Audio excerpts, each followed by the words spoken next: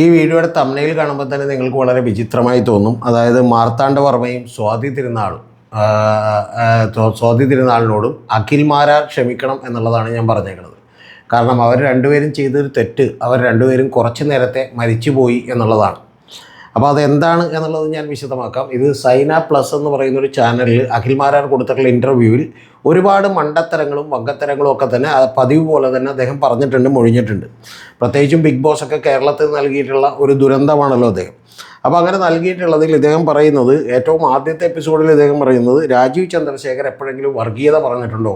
വർഗീയത പറഞ്ഞുകൊണ്ട് വോട്ട് നേടാണെങ്കിൽ രാജീവ് ചന്ദ്രശേഖരനെ കിറ്റക് സാബുവിനൊക്കെ എടുത്തു നോക്കുമെന്നാണ്. കിറ്റക് സാബുവിനെ നമുക്ക് വിടാം. രാജീവ് ചന്ദ്രശേഖർ പച്ച വർഗീയത പറഞ്ഞൊരു രംഗമുണ്ട്. അഖിൽ മാരാറിന് അറിയില്ലെങ്കിൽ ഞാനങ്ങോട്ട് പറഞ്ഞുതരാം. അത് ഈ പറയുന്ന കളമശ്ശേരിയിൽ ഒരു യഹോവ വിറ്റ്നസിൻ്റെയൊക്കെ ഒരു പരിപാടിക്ക് വന്ന ഒരാൾ ബോംബ് പൊട്ടിക്കുകയും ചില ആളുകൾക്ക് പരിക്കേൽക്കുകയും ഒക്കെ ചെയ്തതിന് ശേഷം അദ്ദേഹം പോയി കോടതിയിൽ കീഴടങ്ങിയപ്പോൾ ഈ കീഴടങ്ങുന്ന ഗ്യാപ്പിനിടക്ക് എന്താണ് ഈ പറയുന്ന രാജീവ് ചന്ദ്രശേഖർ പറഞ്ഞത് എന്നുള്ളത്, ഒരു വസ്തുതയും ഇല്ലാതെ പറഞ്ഞത് എന്നുള്ളത് എന്താണെന്നുള്ളത് നിങ്ങളൊന്ന് എടുത്തു നോക്കിയാൽ മതി. അത്രയും ഞാനിപ്പോൾ തൽക്കാലം പറയുന്നുള്ളൂ. പിന്നെ ഇത് കൂടാതെ നിങ്ങൾ അറിയുന്നത്, ഇതിനകത്ത് പറയുന്ന മറ്റു വലിയ ഡയലോഗുകളൊക്കെ ഉണ്ട്. ഇതിനകത്ത് തന്നെയാണ് മറ്റേ പ്രസവത്തിൻ്റെ കാര്യം പറയുന്നതെന്നാണല്ലോ. പ്രസവം വളരെ ഈസിയാണെന്നും അത് പ്രസവിച്ചിട്ട് ആരോ വന്ന് 2 കിലോ അരി ഇടിച്ചു എന്നും, അരി ഇടിച്ച് എന്താണ് ഉണ്ട ഉണ്ടാക്കിയെന്നോ, അരിയുണ്ട ഉണ്ടാക്കിയെന്നോ, അതോ ഈ പറഞ്ഞ പോലെ അവലോസ് കൂടി ഉണ്ടാക്കിയെന്നോ എന്തൊക്കെ പുള്ളി പറയുന്നുണ്ട്. അതൊക്കെ പറയുന്നത് ഇതിനകത്ത് തന്നെയാണ്. പക്ഷേ ഇതൊക്കെ കേട്ടുകൊണ്ടിരിക്കുന്നത് വളരെ സുന്ദരിയായിട്ടുള്ള ഷിജിനയാണ്. ഷിജിന പാവം എല്ലാത്തിനും, അതിന് ഈ രാഷ്ട്രീയമൊന്നും അറിയാത്തതുകൊണ്ട് അത് വെറുതെ മൂളിക്കൊണ്ടിരിക്കുകയാണ്. ഷിജിനെ എനിക്ക് കണ്ടുപരിചയമുള്ളത് ഷൈൻ ടോം ചാക്കോയുടെയൊക്കെ ഇൻ്റർവ്യൂ എടുക്കുമ്പോൾ ഷൈൻ ടോം ചാക്കോ ഒക്കെ പറയുന്ന ഈ പറയുന്ന പോലെ ഡ്യുവൽ മീനിങ് ഉള്ള ദ്വയാർത്ഥ പ്രയോഗങ്ങളൊക്കെ തന്നെ ഇനി അറിഞ്ഞിട്ടാണോ അറിയാതെയാണോ എന്ന് നമുക്കറിയില്ല, ചിരിച്ചുകൊണ്ടിരിക്കുകയും സെലിബ്രിറ്റികളെയൊക്കെ കാണുമ്പോൾ വളരെ തരളിതയായി മാറുകയും അവരോടൊക്കെയുള്ള ആരാധന മൂത്ത് കൃത്യമായി ഇരിക്കാൻ പോലും പറ്റാതെ ആകുന്ന ഒരാളായിട്ടാണ് നമ്മൾ കണ്ടിട്ടുള്ളത്. അതുപോലെയുള്ള ആളുകളുടെ മുമ്പിൽ ഇവനൊക്കെ ചെന്ന് ഇരുന്ന് കൊടുക്കുകയുള്ളൂ, അല്ലാതെ വേറെ ചാനലുകളൊന്നും ഇവന് ഇൻ്റർവ്യൂ ചെയ്യില്ല. ഇനി ചെയ്യുമെങ്കിൽ തന്നെ ഇവൻ തകർന്നടിയും എന്നുള്ള കാര്യത്തിൽ നമുക്കൊരു സംശയമില്ല. അതിനിടെ കൂടി ഇവൻ മാസ് ഡയലോഗൊക്കെ വിടുന്നുണ്ട് ഈ അഖിൽ മാരാർ. പറയുന്നൊരു വാചകം എന്താണെന്ന് വെച്ചിട്ടുണ്ടെങ്കിൽ, മൈത്രേനെ 15 മിനിറ്റ് കിട്ടിയാൽ ഒടിച്ചു മടക്കുമെന്ന് പണ്ട് പറഞ്ഞിരുന്നത് നിങ്ങൾക്ക് ഓർമ്മയുണ്ടാവും. ഹാഷ്മി താജ് ഇബ്രാഹിം ഒന്നും പോരാ, ഈ പറയുന്ന അഖിൽ മാരാരുടെ കയ്യിലാണ് കിട്ടിയിരുന്നെങ്കിൽ ഒടിച്ചു മടക്കുമായിരുന്നു എന്നൊക്കെ പറഞ്ഞിട്ടുണ്ട്.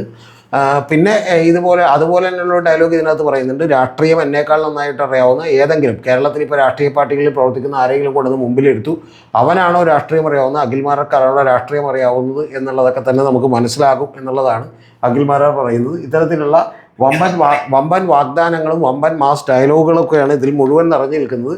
പക്ഷേ ഒരു ഡയലോഗ് കേട്ടപ്പോൾ എനിക്ക് സഹിക്കാൻ പറ്റിയില്ല. ശരിക്കും പറഞ്ഞാൽ പെറ്റതള്ള പോലും സഹിക്കാത്ത രീതിയിലുള്ള ഒരു ഡയലോഗാണ് ഇവൻ പറഞ്ഞിട്ടുള്ളത്. ആ ഡയലോഗ് നമുക്ക് കേൾക്കാം. അത് കേരളം എങ്ങനെയാണ് ഡെവലപ്പ് ചെയ്തത്, എങ്ങനെയാണ് നമ്പർ 1 ആയത് എന്നുള്ളത് പറയുമ്പോഴാണ് ഇവൻ മാർത്താണ്ഡവർമ്മയെയും സ്വാതി തിരുനാളിനെയും ഒക്കെ കോട്ട് ചെയ്യുന്നത്. സ്വതസിദ്ധമായിട്ടുള്ള മണ്ടത്തരമാണ്. പക്ഷെ അത് നമ്മൾ എന്തൊക്കെയാണ് സഹിക്കണം ഒരു ജീവിതം അവസാനിക്കുന്നതിന് മുമ്പ്.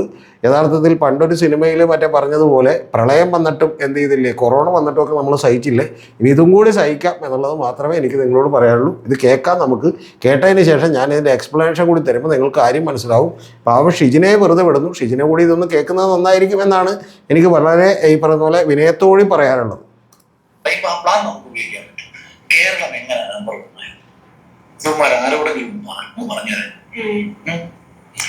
ഇത് 1847 CMS കോളേജ് കേരളത്തിൽ സ്ഥാപിച്ച കാലം മുതൽ, ക്രിസ്ത്യൻ മിഷണറിമാർ ഇവിടെ വന്ന കാലം മുതൽ, ഇവിടുത്തെ രാജാക്കന്മാരുടെ ചിന്തകൾ മുതൽ നമ്മൾ ഭയങ്കര അപ്ഡേറ്റഡ് ആയിരുന്നു. നമ്മൾ എന്ന് പറയണ്ട, ബാക്കിയുള്ളവരൊക്കെ അപ്ഡേറ്റഡ് ആണ്. ഇവരിപ്പോഴും അപ്ഡേറ്റഡ് ആയിട്ടില്ല എന്നുള്ളത് നമുക്ക് കൃത്യമായിട്ട് ഇപ്പം തന്നെ മനസ്സിലാവും അടുത്ത വാചകം കേൾക്കുമ്പോൾ. ഈ അപ്ഡേറ്റഡ് ആയിട്ടുള്ള രാജാക്കന്മാരും മാർത്താണ്ഡവർമ്മയുടെ കാലത്താണോ സ്വാതി തിരുനാളിന്റെ കാലത്താണോ എനിക്കറിയത്തില്ല. പ്രത്യേകം നോട്ട് ചെയ്യണോട്ടെ, മാർത്താണ്ഡവർമ്മയുടെ കാലത്താണോ സ്വാതി തിരുനാളിന്റെ കാലത്താണോ എന്ന് എനിക്കറിയില്ല എന്നുള്ളതാണ്. ബാക്കിയുള്ളത് കൂടി കൃത്യമായി ശ്രദ്ധിക്കണേ. ഐൻസ്റ്റീനെ ബന്ധപ്പെട്ടിട്ടുള്ള രാജാക്കന്മാരുണ്ടായിരുന്നു.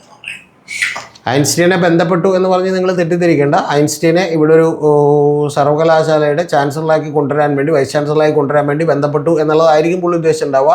ഏതോ ഈ പറയുന്ന പോലെ മറ്റേ കപ്പലിലേക്ക് പൊതിഞ്ഞു വന്ന കടലാസിൽ നിന്ന് കിട്ടിയ വിവരമാണ്. കയ്യിലൊക്കെ ഒരുപാട് വലിയ ഫോണുകളുണ്ട്. അത് തൊട്ടപ്പുറത്തേക്കുന്ന ഷിജിനയുടെ കയ്യിലും ഉണ്ട്. ഒന്ന് ഗൂഗിൾ ചെയ്ത് നോക്കിയാൽ അറിയാവുന്ന കാര്യമുള്ള ഇക്കാലത്ത്. പക്ഷേ ആ കാലത്താണ് ഇരുന്ന് ഈ വങ്കത്തരം പറയുന്നത്. എത്ര വലിയ മണ്ടത്തരമാണെന്നുള്ളത് ഞാൻ കുറച്ച് കഴിഞ്ഞ് എക്സ്പ്ലെയിൻ ചെയ്യുമ്പോൾ നിങ്ങൾക്ക് മനസ്സിലാവും. അപ്പം അങ്ങനത്തെ രാജാക്കന്മാരുടെ ചിന്തകളിലൂടെ ആ രാജാക്കന്മാരുടെ ഒപ്പം സഞ്ചരിച്ച അന്നത്തെ ഈ അറിവുള്ള ഒരു ബ്രാഹ്മിൻസ് ആണല്ലോ. ഇനി ഞാൻ ജാതി പറഞ്ഞു ബ്രാഹ്മണികരെ ഗിരിമണിന്ന് മുന്നോട്ട് പറയാനുള്ളത്. അന്നത്തെ അറിവുള്ളവർ ബ്രാഹ്മിൻസ് ആണെന്നാണ് പുള്ളി പറയുന്നത്. അതൊക്കെ പിന്നെ സ്വാഭാവികമായിട്ടുള്ള വിവരക്കേടാണ്. പക്ഷേ അതിൽ നമുക്ക് ഫാക്ട്സ് ചെക്ക് ചെയ്യാൻ പറ്റില്ലല്ലോ. അറിവ് ആർക്കായിരുന്നു കൂടുതൽ എന്നുള്ളതൊന്നും ഫാക്ട്സ് ചെക്ക് ചെയ്യാൻ പറ്റില്ല. പക്ഷേ ഇതിലുള്ള ഫാക്ട്സ് നമുക്ക് ചെക്ക് ചെയ്യാം. ആ ഫാക്ട്സ് എന്താണെന്ന് വെച്ചിട്ടുണ്ടെങ്കിൽ അഖിൽമാരാർ പറഞ്ഞേക്കണത് മാർത്താണ്ഡവർമ്മയും സ്വാതി തിരുനാളുമാണ്. ഈ മാർത്താണ്ഡവർമ്മയും സ്വാതി തിരുനാളുമൊക്കെ എപ്പോഴാണ് ജീവിച്ചിരുന്നത് എന്നുള്ളത് നമുക്ക് ആദ്യമേ തന്നെ ഒന്ന് നോക്കാം. മഹാരാജ അനിഴം തിരുനാൾ മാർത്താണ്ഡവർമ്മ ജീവിച്ചിരുന്നത്, അദ്ദേഹം തിരുവിതാംകൂറിൻ്റെ രാജാവായിരുന്നു എന്നുള്ളത് നമുക്കെല്ലാം അറിയാം. അദ്ദേഹം ജീവിച്ചിരുന്നത്, ശ്രദ്ധിച്ച് കേൾക്കണം നിങ്ങൾ, 1706 മുതൽ 1758 ജൂലൈയിലാണ് അദ്ദേഹം മരിക്കുന്നത്. എന്ന് പറഞ്ഞാൽ അദ്ദേഹം ട്രാവൻകൂർ രാജ്യം ഭരിച്ചിരുന്നത് തന്നെ 1729 മുതൽ 58 വരെയാണ്. അപ്പോൾ അങ്ങനെ മരിക്കുമ്പോൾ അദ്ദേഹത്തിന് അന്ന് 51-53 വയസ്സാണ് പ്രായം. അത് ജനനവുമായി ബന്ധപ്പെട്ട് അത്ര ക്ലാരിറ്റി ഇല്ലാത്തത് കൊണ്ടിട്ട് അന്നൊക്കെ കൃത്യമായി ബർത്ത് സർട്ടിഫിക്കറ്റ് ഒന്നുമില്ലല്ലോ. അതുകൊണ്ട് 51 വയസ്സാണെന്നും പറയുന്നുണ്ട്, 53 വയസ്സാണെന്നും പറയുന്നുണ്ട്. പക്ഷേ ഇയർ നിങ്ങൾ ഓർത്തിരിക്കണം, 1706 മുതൽ 1758 ജൂലൈ 7-ാം തീയതിയാണ് അദ്ദേഹം മരിക്കുന്നത്. അതുവരെയുള്ള പരീഡിലാണ് അദ്ദേഹം ഉണ്ടായിരുന്നത്. ആ സമയം വരെ അദ്ദേഹം രാജാവുമായിരുന്നു എന്നുള്ളതാണ് വാസ്തവം. ഇനി ഇതാണ് നമ്മുടെ ഈ പറയുന്ന പോലെ മാർത്താണ്ഡവർമ്മയുടെ കാര്യമെങ്കിൽ, സ്വാതി തിരുനാൾ എന്ന് മഹാരാജാവ് ഉണ്ടായിരുന്നു. തിരുവിതാംകൂർ തന്നെയാണ്. അദ്ദേഹം ഏറ്റവും അവസാനം ഭരിച്ച മഹാരാജാവാണ്. അദ്ദേഹം 33 വയസ്സേ അദ്ദേഹം ജീവിച്ചിരുന്നുള്ളൂ. ആ ജീവിച്ചിരുന്നതിന് ശേഷം അദ്ദേഹത്തിൻ്റെ മരണത്തിൽ തന്നെ കുറച്ച് അവ്യക്തതകളൊക്കെ തന്നെ ഉണ്ടായിരുന്നു എന്നുള്ളത് വാസ്തവമാണ്. അദ്ദേഹം ജനിച്ചത് ഏപ്രിൽ 16, 1813 ഏപ്രിൽ 16, 1813 മരിച്ചിട്ടുള്ളത്. അതായത് മരിച്ചു പോയത് ഡിസംബർ 27 25 പറയുന്ന 2 ഡേറ്റുകൾ ചില ചരിത്ര രേഖകളിൽ കാണാം. 1846 1846 അദ്ദേഹം മരിച്ചുപോയി. അപ്പോൾ ഒരിക്കൽ കൂടി ഞാൻ പറയുന്നു, മാർത്താണ്ഡവർമ്മ ജീവിച്ചിരുന്നത് 1706 മുതൽ 1758 വരെയാണ്. അതേസമയം ഈ പറയുന്ന അഖിൽമാരാർ പറഞ്ഞ മറ്റേ സ്വാതി തിരുനാൾ ജീവിച്ചിരുന്നത് 1813 മുതൽ 1846 വരെയാണ്. അപ്പോൾ 1846 മുമ്പ് ഇവർ രണ്ടുപേരും മരിച്ചുപോയി എന്നുള്ളത് നമുക്കെല്ലാവരും മനസ്സിലാവുന്ന ഒരു കാര്യമാണല്ലോ. അപ്പോൾ ഇവരാണ് യഥാർത്ഥത്തിൽ ഈ പറയുന്ന ഐൻസ്റ്റീനെ ബന്ധപ്പെട്ടു എന്ന് പറയുന്നത്. ഐൻസ്റ്റീൻ ഇവരൊന്നും ബന്ധപ്പെടാൻ ഒരു സാധ്യതയില്ല എന്നുള്ളതാണ് എൻ്റെ ഒരു ചെറിയ വിലയിരുത്തലുണ്ട്. അത് കേൾക്കുമ്പോൾ നിങ്ങൾക്ക് മനസ്സിലാവും. അതെന്തുകൊണ്ടാണെന്ന് വെച്ചാൽ ആൽബർട്ട് ഐൻസ്റ്റീൻ ജനിക്കുന്നത് ജർമ്മനിയിലാണ്. ജർമ്മനിയിൽ അദ്ദേഹം 14 മാർച്ച് 1879 ജനിക്കുന്നത്. എന്ന് പറഞ്ഞാൽ ഇവർ രണ്ടുപേരും മരണപ്പെട്ടു പോയതിന് ശേഷമാണ് അദ്ദേഹം എന്ത് ചെയ്യുന്നത്, ജനിക്കുന്നത്. അതായത് രണ്ടാമത് മരിച്ചുപോയിട്ടുള്ള സ്വാതി തിരുനാൾ തന്നെ 1846 മരിച്ചുപോയി. പക്ഷേ ആരാണ് ജനിക്കുന്ന എവിടെയാണ്? ഈ പറയുന്ന ആൽബർട്ട് ഐൻസ്റ്റീൻ ജനിക്കുന്നതിന് 1879 എന്നുള്ളത് നിങ്ങൾ മനസ്സിലാക്കണം. മനസ്സിലായത് ഞാൻ വിചാരിക്കുന്നു. 1846 സ്വാതി തിരുനാൾ മരിച്ചുപോയി. അതിനുശേഷം വീണ്ടും ഈ പറയുന്ന പോലെ 30 കൊല്ലങ്ങൾ കൂടി കഴിഞ്ഞ് 33 കൊല്ലം കഴിഞ്ഞാണ് ആര് ജനിക്കുന്നത്? ആൽബർട്ട് ഐൻസ്റ്റീൻ ജനിക്കുന്നത് 1879. പിന്നെ അദ്ദേഹം 76 വയസ്സ് വരെ ജീവിച്ചിരുന്നു. 18 ഏപ്രിൽ 1955 അദ്ദേഹം മരിക്കുന്നത്. 76 വയസ്സോടെ ജീവിച്ചിരുന്നു. മഹാനായിട്ടുള്ള സയൻറ്റിസ്റ്റ് ആയിരുന്നു. നിരവധി കണ്ടുപിടുത്തങ്ങൾ നടത്തിയ ആളാണ്. അതിൻ്റെ ചരിത്രമൊന്നും ഞാൻ നിങ്ങളോട് പറയേണ്ടതില്ല. അപ്പോൾ എൻ്റെ പൊന്നഖിൽമാരാരെ, ഈ പറയുന്ന അനിഴം തിരുനാൾ മാർത്താണ്ഡവർമ്മയും അതുപോലെ തന്നെ സ്വാതി തിരുനാളും ഒക്കെ എങ്ങനെയാണ് അവരെക്കാൾ കഴിഞ്ഞതിന് ശേഷം മാത്രം ജനിച്ച, ഏതാണ്ട് ഈ പറയുന്ന പോലെ മാർത്താണ്ഡവർമ്മയുടെയൊക്കെ കാര്യം നോക്കിയാൽ ഏതാണ്ട് ഒരു നൂറ്റാണ്ടിന് ശേഷം ജനിച്ച് ഇദ്ദേഹത്തെ കോൺടാക്ട് ചെയ്യുന്നത് എവിടെയാണ്? പക്ഷേ ഇവൻ പറഞ്ഞുകൊണ്ടിരിക്കുന്ന കാര്യം ഇവർ രണ്ടുപേരിൽ ആരാണെന്ന് മാത്രമേ ഇവന് സംശയമുള്ളൂ, ബാക്കിയൊക്കെ അറിയാമെന്നുള്ള മട്ടിലാണ്. എന്തൊരു വിവരക്കേടാണ് ഈ പറയുന്നത്. ഇത് കേട്ടുകൊണ്ടിരിക്കുന്ന ഷിജയെ ഞാൻ എന്ത് ചെയ്യുന്നു, സമ്മതിക്കുന്നു എന്ന് മാത്രമേ എനിക്ക് പറയാനുള്ളൂ. ഞാൻ നല്ല നമസ്കാരം എന്ന് മാത്രമേ പറയാനുള്ളൂ. സത്യത്തിൽ അഖിൽമാരോട് എന്നോട് ക്ഷമിക്കണം. സത്യത്തിൽ താങ്കളെക്കുറിച്ച് വാക്ക് പോലും ഉച്ചരിക്കുമ്പോൾ ഇവിടെ എഴുന്നേറ്റ് നിന്ന് വീഡിയോ എടുക്കേണ്ടതാണ്. കാലിലൊക്കെ ചെറിയ വയ്യായ്ക ഉള്ളതുകൊണ്ടാണ് എഴുന്നേറ്റ് നിന്ന് വീഡിയോ എടുക്കാത്തത് എന്ന് മാത്രമേ പറയുന്നുള്ളൂ. ഇനി യഥാർത്ഥത്തിൽ ഈ സംഭവത്തിന് ഒരു ലിങ്ക് ഉണ്ട് കേട്ടോ, അതും കൂടി പറയാതിരുന്നാൽ ഇത് ശരിയാവില്ല.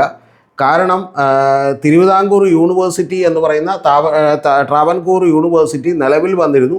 ഇപ്പോൾ അതാണ് യൂണിവേഴ്സിറ്റി ഓഫ് കേരള എന്നുള്ളത് അറിയപ്പെടുന്നത്. അന്ന് അവിടെ ദിവാനായിരുന്ന, അതായത് പ്രൈം മിനിസ്റ്റർ ഓഫ് ട്രാവൻകൂർ ആയിരുന്ന CP രാമസ്വാമി അയ്യർ, അദ്ദേഹം യഥാർത്ഥത്തിൽ ഈ പറയുന്ന ആൽബർട്ട് ഐൻസ്റ്റീനെ ഈ യൂണിവേഴ്സിറ്റിയുടെ തലവനായിട്ട് കൊണ്ടുവരാൻ താല്പര്യം പ്രകടിപ്പിച്ചു. താല്പര്യം പ്രകടിപ്പിക്കുക മാത്രമല്ല, ചരിത്രം നമ്മളോട് പറയുന്നത് അന്നത്തെ വലിയ എമൗണ്ട് ആയിട്ടുള്ള 6000 രൂപ ശമ്പളം തന്നെ അദ്ദേഹത്തിന് വേണ്ടി ഓഫർ ചെയ്തിരുന്നു, അതിനുവേണ്ടി കോണ്ടാക്ട് ചെയ്തിരുന്നു എന്നൊക്കെ ശരിയാണ്.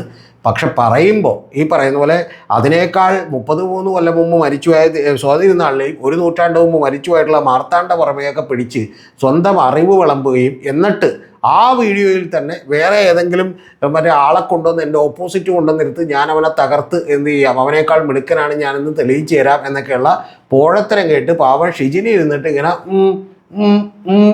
എന്ന് മൂളുമായിരിക്കും. നമ്മളൊന്നും മൂളൂല എന്നുള്ളതാണ് പറയാനുള്ളത്. അങ്ങനെ ഉണ്ടെന്നുണ്ടെങ്കിൽ അഖിൽമാരാരെ എന്താണ് മറ്റേ ഇൻ്റർവ്യൂവിനൊക്കെ കാശ് ചോദിക്കുമെന്ന് എനിക്കറിയാം, ഒരു കാശും തരില്ല. എൻ്റെ മുമ്പിൽ ഇൻ്റർവ്യൂവിന് വന്നിരിക്കും, ഞാൻ എന്ത് ചെയ്തു തരാം, തെളിയിച്ചു തരാം. ഈ പോഴത്തരമൊക്കെ നിർത്ത് എന്നുള്ളതാണ്. പിന്നെ നമ്മൾ പ്രളയവും അതുപോലെ തന്നെ കൊറോണയൊക്കെ അതിജീവിച്ചവരല്ലേ, ഇതിനെയും അതിജീവിക്കാൻ ഈ മലയാളികൾക്ക് കരുത്തുണ്ടാവട്ടെ എന്നുള്ളത് മാത്രമേ പറയാനുള്ളൂ. ഒരു കാര്യം ഞാൻ ഒരിക്കൽ കൂടി പറയുന്നു, ഒരിക്കലും അഖിൽമാരാർ ഒരു ഇറവറൻസ് ആയിട്ട് എൻ്റെ ബഹുമാനക്കുറവായിട്ട് വിചാരിക്കരുത്. ഞാൻ എഴുന്നേറ്റ് നിന്ന് വീഡിയോ എടുക്കാത്തത് കാലിൽ വയ്യാത്തതുകൊണ്ട് മാത്രമാണ്. അല്ലെങ്കിൽ താങ്കളുടെ പേര് ഉച്ചരിക്കുമ്പോൾ തന്നെ ഞാൻ എന്ത് ചെയ്യും, എഴുന്നേറ്റ് നിൽക്കും. ആ ബഹുമാനം എനിക്ക് എപ്പോഴും ഉണ്ട്. കഴിഞ്ഞ ദിവസം കാർ ഓടിക്കുമ്പോൾ പോലും താങ്കളെ കുറിച്ച് എന്തോ ഒരു കമൻറ്റ് എന്നാ ഈ മറ്റേ ചാനലിൽ കേട്ടപ്പോൾ, മറുനാടൻ്റെ ചാനലിലാണ് കേട്ടപ്പോൾ തന്നെ ഞാൻ എഴുന്നേറ്റ് നിൽക്കാൻ ശ്രമിച്ചിരുന്നു. പക്ഷെ അത് കാറായതുകൊണ്ട് പിന്നെ നടന്നില്ല എന്നുള്ളത് ഖേദപൂർവ്വം അറിയിക്കട്ടെ. ഇത്രയുമാണ് എനിക്ക് പറയാനുള്ളത്. ഒരു കാര്യം എൻ്റെ പ്രിയപ്പെട്ട പ്രേക്ഷകരോട് പറയാനുള്ളത്, നമ്മുടെ ചാനലിനെ സപ്പോർട്ട് ചെയ്യാൻ വേണ്ടിയിട്ട് നിങ്ങൾക്ക് നമ്മുടെ മെമ്പർഷിപ്പ് എടുക്കാവുന്നതാണ്.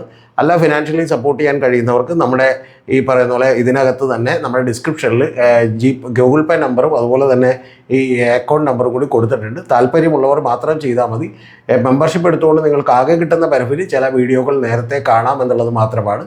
പക്ഷേ താല്പര്യമുള്ളവർക്ക് മാത്രം സപ്പോർട്ട് ചെയ്യാം. അല്ലാത്തവർ വീഡിയോ കാണുകയും അഭിപ്രായങ്ങൾ രേഖപ്പെടുത്തുകയും ചെയ്യണം. പ്രത്യേകിച്ചും ഈ വീഡിയോയുടെ അഭിപ്രായം രേഖപ്പെടുത്തണമെന്ന് ഞാൻ വളരെ വിനീതമായി അഭ്യർത്ഥിക്കുന്നു.